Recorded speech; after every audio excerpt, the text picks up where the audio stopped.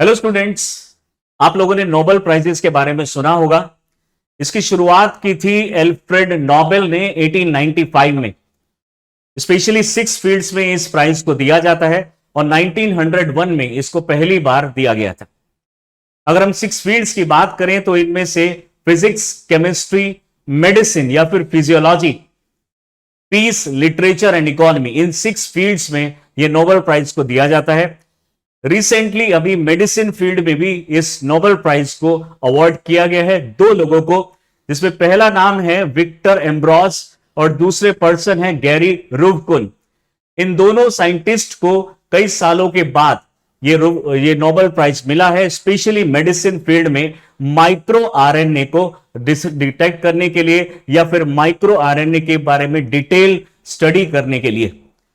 दोस्तों, हमारी बॉडी के अंदर में बहुत सारे सेल होते हैं। अगर हम ह्यूमंस की बात करें तो लगभग ह्यूमंस के अंदर में 10⁻22 से लेकर 10⁻24 तक सेल्स हो सकते हैं।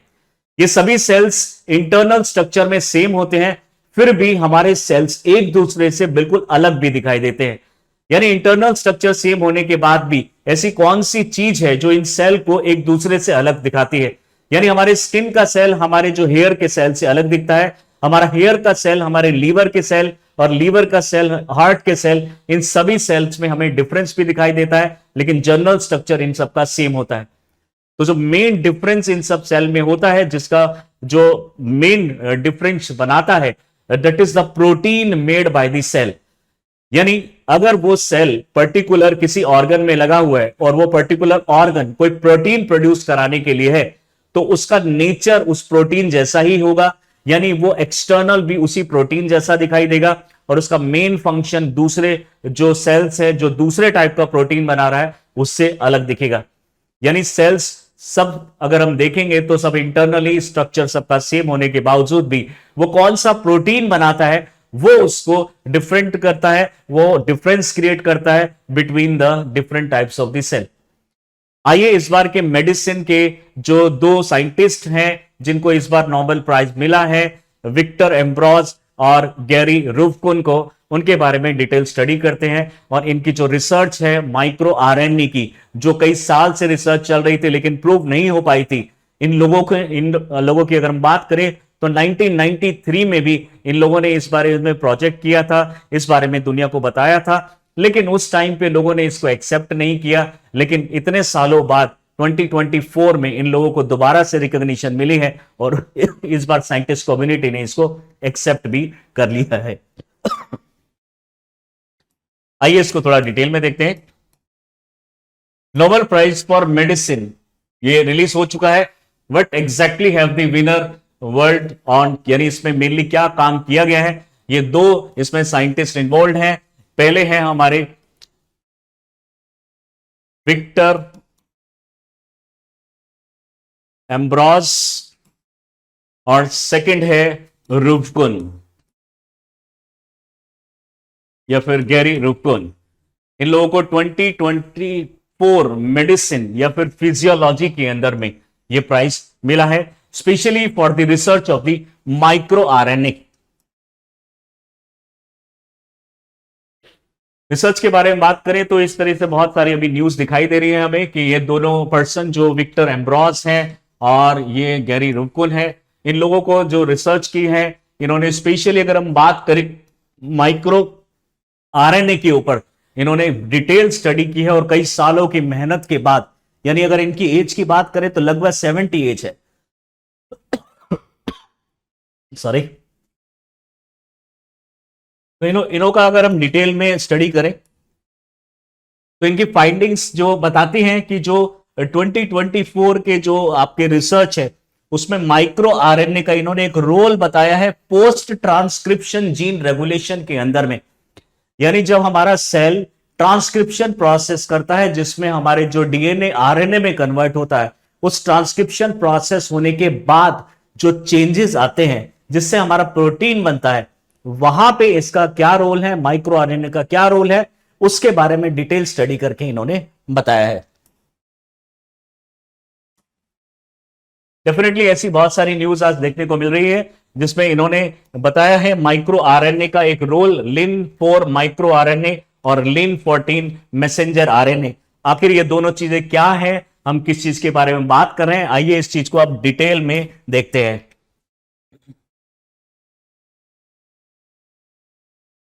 इन दोनों साइंटिस्ट ने, अगर हम बात करें एम्ब्रॉस की प्लस बात करें रुफकुन की, तो ये दोनों साइंटिस्ट अलग अलग सेपरेटली इसके ऊपर वर्क कर रहे थे। इनको नहीं पता था कि ये दोनों सेम टॉपिक पे वर्क कर रहे हैं, स्टडी कर रहे हैं। बाद में जब रिसर्च ज्यादा फेमस होने लगी तो इन दोनों ने एक दूसरे से मीटिंग की और मीटिंग में इन्होंने अपनी जो इंफॉर्मेशन थी, जो नॉलेज थी, उसको शेयर किया। बाद में पता चला कि ये दोनों एक ही टॉपिक पे रिसर्च कर रहे हैं, लेकिन दोनों के अलग अलग व्यू थे।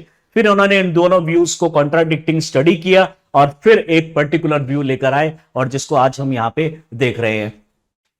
यानी एम्ब्रोस और रुफकुन ने एक माइक्रो आरएनए को डिस्कवर किया है, जिसका एक इंपॉर्टेंट रोल माना जा रहा है हमारे प्रोटीन प्रोडक्शन में। Important role in protein production.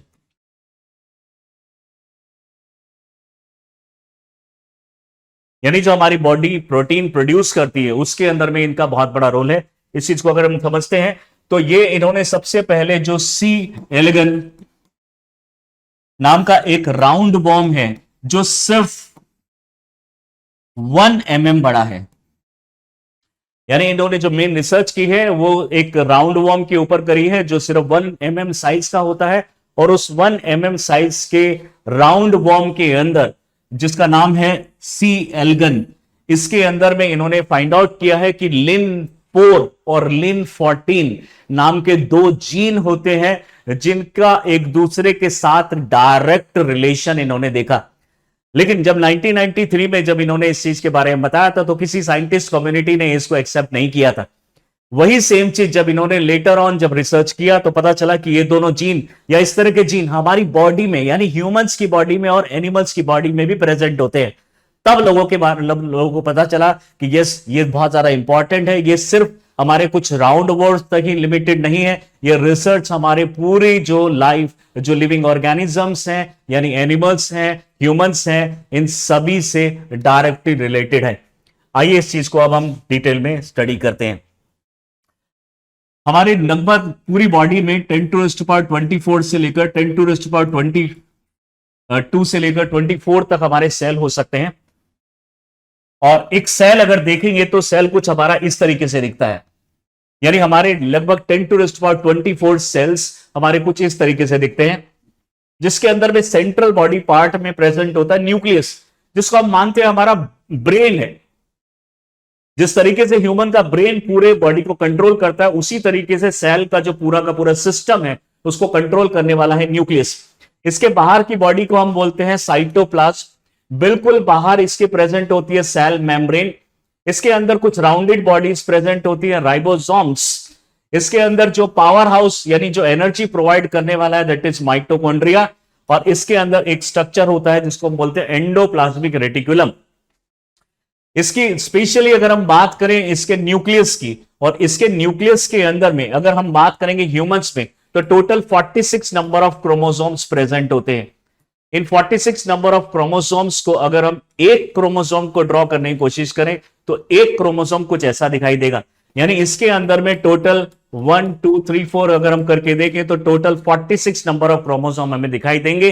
और जिसमें से जो लास्ट पेयर होता है, यानी हमारे ह्यूमंस के अंदर में 46 क्रोमोसोम्स प्रेजेंट होते हैं, या फिर हम बोल सकते हैं 23 पेयर्स प्रेजेंट होते हैं। इन चीजों को हम 2n से भी रिप्रेजेंट कर सकते हैं। 2n, n रिप्रेजेंट कर रहा है यहां पे 23, यानी ह्यूमंस के अंदर में टोटल 46 क्रोमोसोम्स प्रेजेंट होते हैं। ये 23 पेयर्स में होते हैं, और एक पेयर का एक अगर हम क्रोमोसोम कंसीडर करें तो वो कुछ इस तरीके से दिखाई देता है। इसको अगर हम थोड़ा और जूम करके देखेंगे तो हमें पता चलेगा कि ये सिर्फ एक वाई शेप और ये एच शेप स्ट्रक्चर नहीं है। ये छोटे छोटे थ्रेड जो होते हैं, थ्रेड के एक लॉन्ग स्ट्रैंड से उसको कंप्रेस करके बनाया गया है। इस पर्टिकुलर चीज को अगर हम थोड़ा और एक्सपेंड करके देखें तो हमें कुछ इस तरह का स्ट्रक्चर दिखाई देता है, जिसको हम बोलते हैं डीऑक्सी राइबोन्यूक्लिक एसिड, यानी डीएनए। तो जनरली हमारे सेल के अंदर में न्यूक्लियस प्रेजेंट होता है। न्यूक्लियस के अंदर अगर हम ह्यूमन की बात करें तो 46 नंबर ऑफ क्रोमोसोम्स होते हैं। इन 46 नंबर ऑफ क्रोमोसोम्स के अंदर में ईच क्रोमोसोम के अंदर अगर हम देखें तो कुछ इस तरह का स्ट्रक्चर हमें दिखाई देता है, यानी टोटल 46 में हमें हमारे डीएनए प्रेजेंट होते हैं। बट ये डीएनए किस तरीके से काम करते हैं, मान लीजिए हम एक एग्जांपल अगर देखते हैं तो ये हमारा एक डीएनए है। ये डीएनए इस पर्टिकुलर सेल के अंदर एक प्रोसेस करेगा जिसको हम बोलते हैं ट्रांसक्रिप्शन। ट्रांसक्रिप्शन, इस ट्रांसक्रिप्शन प्रोसेस में ये सेल के पास एक्चुअली में पूरे बॉडी में जो भी फंक्शन हो रहे हैं वो सारी इंफॉर्मेशन है। लेकिन अगर ये सेल हमारा लगा हुआ है मान लीजिए किसी लीवर के सेल में, डेफिनेटली इसको बाइल जूस प्रोड्यूस करना है, यानी कि इसके पास सारी इंफॉर्मेशन होने के बावजूद सिर्फ एक बाइल जूस वाला एक पर्टिकुलर पार्ट चाहिए इस पर्टिकुलर जीन को एक्सप्रेस करने के लिए। यानी इस पर्टिकुलर जीन के अंदर में ये सबसे पहले एक मैसेंजर आरएनए प्रोड्यूस करेगा और मैसेंजर आरएनए हमारे न्यूक्लियस से बाहर निकल के राइबोसोम से पास होते हैं और राइबोसोम से पास होने के बाद राइबोसोम इसको प्रोटीन में कन्वर्ट कर देता है। यानी हमारी बॉडी के अंदर में टोटल 2 प्रोसेस हो रहे हैं इस फील्ड के अंदर में। यानी सबसे पहले हमारा जो डीएनए है वो डीएनए 2 पार्ट में डिवाइड होगा जिसको हम बोल रहे हैं each one is known as mRNA, that is messenger RNA. ये मैसेंजर आरएनए राइबोसोम्स के थ्रू पास होगा, राइबोसोम इसको एक सप्लीमेंट्री एक स्ट्रैंड प्रोवाइड करेगा जिसकी वजह से ये फाइनल उस प्रोटीन में कन्वर्ट हो जाएगा जिस चीज के लिए ये इंफॉर्मेशन आई थी। This is known as DNA. कहने का मतलब इतना है कि अगर सपोज कीजिए आपको किसी पेन ड्राइव में कोई मूवी लोड करके दी जाए तो क्या आप सिर्फ पेन ड्राइव से उस चीज को हम देख पाएंगे, यानी इस मूवी को वॉच कर पाएंगे? बिल्कुल नहीं। You need a device to use that particular information. यानी जब तक आप उस पेन ड्राइव को किसी डिवाइस के अंदर नहीं डालेंगे आप मूवी नहीं देख सकते। डेफिनेटली जो हमारे सेल के अंदर डीएनए प्रेजेंट है ये एक इंफॉर्मेशन है, ये फाइनल प्रोटीन में तब कन्वर्ट होगी, यानी ये मूवी में तब कन्वर्ट होगी जब ये 2 प्रोसेस से पास होगा। इस पहले प्रोसेस को हम बोलते हैं ट्रांसक्रिप्शन, दूसरे प्रोसेस को हम बोलते हैं ट्रांसलेशन, और ट्रांसलेशन होने के बाद हमारा फाइनल प्रोटीन प्रोड्यूस हो जाता है। यानी अगर हम यहां पे सपोज कीजिए लीवर की बात करेंगे तो हमारा बाइल जूस यहां पे प्रोड्यूस हो जाता है, अगर हम सिंपल लैंग्वेज में समझना चाहे तो। इस प्रोसेस के अंदर में, यानी ये प्रोसेस के अंदर में जो एमआरएनए बना है ये एक मैसेज लेकर आया है इस पर्टिकुलर डीएनए का कि आगे जाके आपको राइबोसोम से जब ये पास होगा तो कौन सा हमें प्रोटीन मिलना है। So transcription is followed by translation, और जब ट्रांसलेशन हो जाएगा तो वो प्रोटीन हमारा यहीं पे प्रेजेंट रहेगा। आई होप इतना आपको समझ में आ गया होगा। आगे की अगर हम रिसर्च देखें तो इन्होंने स्पेशली ये दोनों साइंटिस्ट ने जो इस बार रिसर्च किया है तो इन्होंने देखा कि हमारा जो एल्गन नाम का एक राउंड वॉर्म है उसके अंदर जो डीएनए प्रेजेंट है तो उसके पास 2 डीएनए है, यानी एक डीएनए के पार्ट के अंदर में डीएनए का वो पार्ट जो एक पर्टिकुलर कैरेक्टर के लिए रेस्पॉन्सिबल होता है, that is known as gene. यानी gene is a part of DNA which is responsible for the particular character. So this is suppose one gene जिन्होंने नाम दिया लिन14 जीन। एक इन्होंने दूसरा जीन भी डिस्कवर किया इसी के अंदर में, एल्गन के अंदर में, सी एल्गन लिन4। इन जनरल प्रोसेस में हमारा क्या होना चाहिए, जैसा कि मैंने आपको बताया कि लिन4 जीन को आगे जाके कन्वर्ट हो जाना चाहिए एमआरएनए के अंदर, यानी मैसेंजर आरएनए। अगर हम इसमें से एक मैसेंजर आरएनए को ले सिर्फ समझने के लिए, सपोज कीजिए, suppose we consider only this one strand, हालांकि इसमें 2 स्ट्रैंड प्रोड्यूस होंगे। मान लीजिए एक मैसेंजर आरएनए यहां पे प्रोड्यूस होता है एमआरएनए। इनकी रिसर्च के अकॉर्डिंगली इन्होंने ऐसा पाया है कि जो हमारा ये वाला पर्टिकुलर लिन4 है, ये लिन4 जीन एक इस तरह का माइक्रो आरएनए प्रोड्यूस करता है जो हमारे लिन4 एमआरएनए का जो एक पर्टिकुलर पार्ट है उसके साथ जाके ऐसे अटैच हो जाएगा। अब ये हमारा कंट्रोल करेगा, यानी लिन4 से प्रोड्यूस होने वाला माइक्रो आरएनए कंट्रोल करेगा हमारे लिन14 से बने एमआरएनए को। एमआरएनए के बाद आगे प्रोसेस आप जानते हैं, एमआरएनए जब राइबोसोम से पास होगा तो डेफिनेटली एक प्रोटीन बनेगा। लेकिन ये माइक्रो आरएनए, आज तक किसी को ये नहीं पता था कि ये माइक्रो आरएनए किस तरीके से वहां पे कंट्रोल करता है, या फिर ये माइक्रो आरएनए के बारे में ही पहले से किसी को नहीं पता था। लेकिन इन दोनों साइंटिस्ट ने पहली बार ये बताया कि कुछ ऐसे भी जीन्स होते हैं हमारे नॉर्मल जीन्स के साथ में जो इस तरह के माइक्रो आरएनए प्रोड्यूस करते हैं, और ये माइक्रो आरएनए हमारे नॉर्मल जीन्स से बनने वाले जो प्रोसेसेस है उनको रेंडर करते हैं, उनको हिंडर करते हैं, उनमें प्रॉब्लम क्रिएट करते हैं। यानी अगर ये जीन नहीं प्रेजेंट होता या माइक्रो आरएनए नहीं प्रेजेंट होता तो ये शायद कोई प्रोटीन प्रोड्यूस करता। लेकिन अब ये कंट्रोल करेगा कि यहां पे प्रोटीन प्रोड्यूस करना है या नहीं, यानी इसको ट्रांसलेशन करना है या नहीं। इसी चीज को हम बोल रहे हैं पोस्ट ट्रांसक्रिप्शन, यानी ट्रांसक्रिप्शन, ये प्रोसेस को हम बोल रहे हैं ट्रांसक्रिप्शन। और ट्रांसक्रिप्शन के बाद जो एमआरएनए बना और पोस्ट, इसके बाद यानी इसको हम बोलेंगे, इस वाले प्रोसेस को हम बोलेंगे पोस्ट ट्रांसक्रिप्शन। तो लिन4 जीन माइक्रो आरएनए प्रोड्यूस कर रहा है। इसको पहली बार बताया है इन दो साइंटिस्ट ने कि इस तरह के आरएनए प्रेजेंट होते हैं जो हमारे नॉर्मल एमआरएनए को कंट्रोल करते हैं, और ये इस तरीके से कंट्रोल करेगा, कई बार यहां पे प्रोटीन प्रोड्यूस होगा और कई बार इस तरीके से कंट्रोल करेगा कि यहां पे प्रोटीन प्रोड्यूस नहीं होगा। यानी नॉर्मल विदाउट एमआरएनए, यानी जो एमआरएनए था वो प्रोटीन प्रोड्यूस कर रहा था, लेकिन इसमें अब ये ऐसा नहीं कर पाएगा, यानी कंट्रोल पूरा चला गया माइक्रो आरएनए। इसी रिसर्च के लिए इन दोनों को नोबेल प्राइज मिला। सबसे पहले जब इन्होंने ये सी एल्गन के के अंदर में ये दोनों जीन को डिस्कवर किया था, तब 1993 में इनको कोई किसी ने पूछा नहीं। डेफिनेटली जब अब इन्होंने 2024 में, और इससे पहले जब इन्होंने बताया कि इसका जो रोल है वो डायरेक्टली ह्यूमंस पे भी पड़ता है, यानी ह्यूमन में भी बिल्कुल ऐसे ही माइक्रो आरएनए प्रेजेंट होते हैं, और तब से डेफिनेटली इनको एक रिकॉग्निशन मिली, और इस बार 2024 का इनको नोबेल प्राइज भी मिला है। नोबेल प्राइज की अगर हम हिस्ट्री के बारे में देखें तो ये 1895 में सबसे पहले दिया गया था एल्फ्रेड नोबेल द्वारा। इसको सबसे पहले 1901 के अंदर में दिया गया था। इस अगर स्पेशली बात करें तो इसको physics, chemistry, physiology, literature, peace, और ये इस तरीके से दिया गया था 1901 के अंदर में। लेकिन 1968 और 69 में इन्होंने इकोनॉमी को भी इसके अंदर में ऐड कर दिया, जब इन्होंने सिवर्जिस रिक्सबैंक को एक प्राइज दिया था, और इससे इनका एक और फील्ड यानी सिक्स्थ फील्ड इसके अंदर में और ऐड कर दी गई 1968 में। अगर हम बात करें किस तरह के प्राइजेस और कौन कौन सी ऑर्गेनाइजेशन इसको देती है, यानी अगर हम बात करें केमिस्ट्री, फिजिक्स, इकोनॉमी, तो यहां पे Royal Swedish Academy of Science इस प्राइज को देती है। बात करें मेडिसिन की तो Nobel Assembly at Karolinska Institute ये इसको देता है। अगर हम लिटरेचर की बात करें तो स्वीडिश अकेडमी इसको देती है, और अगर पीस की बात करें तो नॉर्वेजियन नोबेल कमेटी जो है कमेटी, ये इस नोबेल प्राइज को अवार्ड करती है, यानी ये नोबेल प्राइज देती है।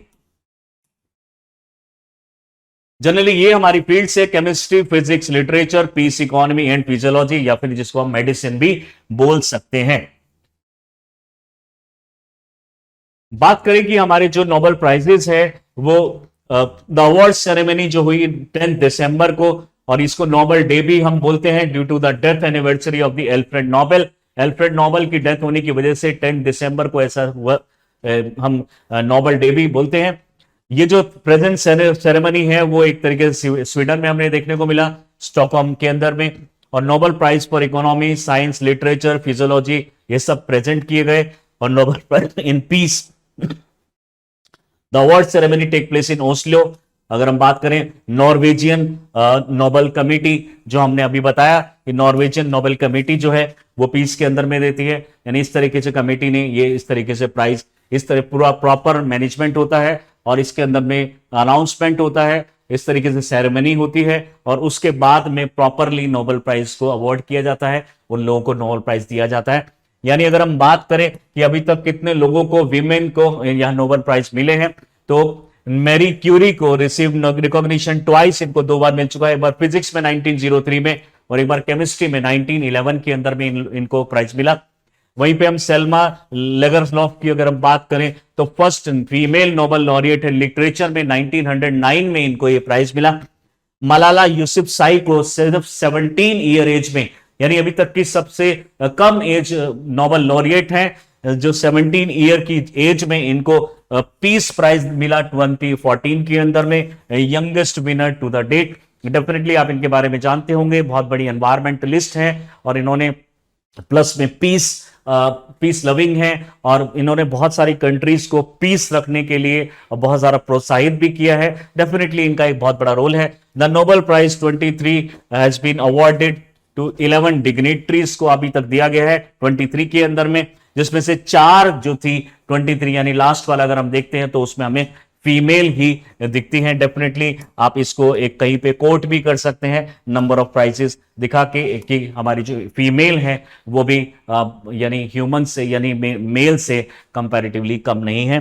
तो अगर इसकी बात करें तो नरगिस मोहम्मद अली पीस में मिला इनको, कैटलिन कैरिको फिजियोलॉजी में मिला, एन.ए. ह्यूलर फिजिक्स में और क्लॉडिया गोल्डिन इकोनॉमी में इनको ये प्राइज मिलते हैं। बात करें कितने इंडियंस को आज तक में नोबेल प्राइज मिला है, तो अगर हम सबसे पहले देखें तो रविंद्रनाथ टैगोर को 1913 के अंदर में, अगर हम बात करें सीवी रमन फिजिक्स में 1930 में, 1968 में हरगोविंद खुराना को मिलता है।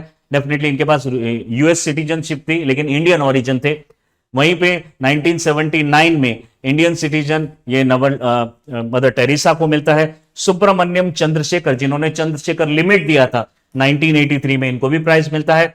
1998 में अगर हम देखते हैं अमृता सेन, डेफिनेटली इनको इकोनॉमी में प्राइज मिला है। अगर हम वेंकटरमन रामाकृष्णन की बात करें केमिस्ट्री में, इनको 2009 में प्राइज मिलता है नोबेल प्राइज। और 2014 में अगर हम देखते हैं Kailash Satyarthi Nobel peace prize इनको मिलता है। ये सारे इंडियंस हैं जिनको अभी तक ये नोबेल प्राइज अवार्ड किए गए हैं। नेग्लेक्टेड की अगर हम बात करें, स्पेशली कुछ लोग ऐसे थे जो नॉमिनेटेड थे लेकिन फाइनली उनको प्राइज ये नहीं मिल पाए किसी रीजन की वजह से। जैसे कि हम सबसे पहले अगर हम बात करें तो being nominated for Nobel prize 5 times 1937 में, 38 में, 39 में, 47 में और उसके बाद भी, यानी महात्मा गांधी को ये अवार्ड देने की बात चल रही थी, नॉमिनेटेड होने वाले थे लेकिन इनको फाइनली ये प्राइज नहीं दिया गया। Although the Nobel Prize was not awarded in 1949 as a tribute to the Gandhi. दूसरी अगर हम बात करें कि Nobel prize 48 times despite being nominated for the 48 times, Lise Meitner who assisted in the atomic splitting, यानी 48 times आप सोचिए कि नोबेल प्राइज के लिए ये नॉमिनेट होती हैं और उसके बाद भी इनको प्राइज नहीं मिलता है। दूसरे अगर हम बात करें, many Nobel laureate criticise the committee when ECG Sudarshan an Indian American physicist was not awarded the Nobel prize for the Glauber Sudarshan representation in 2005। यानी इनका जो एक डिस्प्यूट चला था ये, जिसमें माना जा रहा था कि जो ग्लोबर है उन्होंने सुदर्शन की जो कॉपी की है एटॉमिक की, मेनली इनमें रिसर्च करी थी इन्होंने, और उस रिसर्च में ग्लोबर को माना जा रहा था कि सुदर्शन से कॉपी किया है तो सुदर्शन को ये प्राइज मिलना चाहिए, ग्लोबर को नहीं मिलना चाहिए। इस चक्कर में यहां पे भी प्राइज इनको नहीं मिला। तो ये डिस्प्यूट हमारे पहले हो चुके हैं। अगर हम दूसरी बात करें तो पोस्टुमसली ये प्राइज नहीं दिया जाता है, यानी डेथ होने के बाद में ये प्राइज नहीं दिया जाता है, यानी नॉमिनेशंस जो हैं वो हमारे डेथ होने के बाद में नहीं हो सकते हैं। डेफिनेटली अगर नॉमिनेटेड हो चुका है और उसको प्राइज जस्ट मिलने ही वाला है, यानी नॉमिनेटेड होने के बाद प्राइज भी अवार्ड कर दिया गया, बस उससे थोड़ा सा पहले अगर आपकी डेथ हो जाए तो उस केस में ये प्राइज दे दी जाता है। लेकिन पोस्टुमसली जैसा अवार्ड दिया जाता है जनरली उस केस में नहीं होता है, यानी अगर नॉमिनेशन जो है वो नहीं हो सकते after the death. The criteria does not give proper attention to the work of intellect, sometime the actual impact of any work takes time. Definitely कई बार इतना ज्यादा टाइम लग जाता है किसी चीज में कि उस चीज को रिकॉग्निशन होने में ही बहुत ज्यादा टाइम लग जाता है। इस साल के जो नोबेल प्राइजेस हैं हमारे यूपीएससी के एग्जाम के लिए बहुत ज्यादा इंपॉर्टेंट है, इस चीज को थोड़ा ठीक से पढ़िएगा। स्पेशली इस तरह के एग्जाम्पल देखे गए हैं जहां पे पास्ट में या फिर उस ईयर में होने वाले नोबेल प्राइजेस के बारे में यूपीएससी ने डायरेक्टली या प्री में या फिर मेंस में पूछा है। आई होप इसको आप ठीक से पढ़ेंगे और ये जो जितनी इंफॉर्मेशन है ये मोर देन सफिशिएंट है for this examination. I hope आपको ये समझ में आया होगा। Thank you.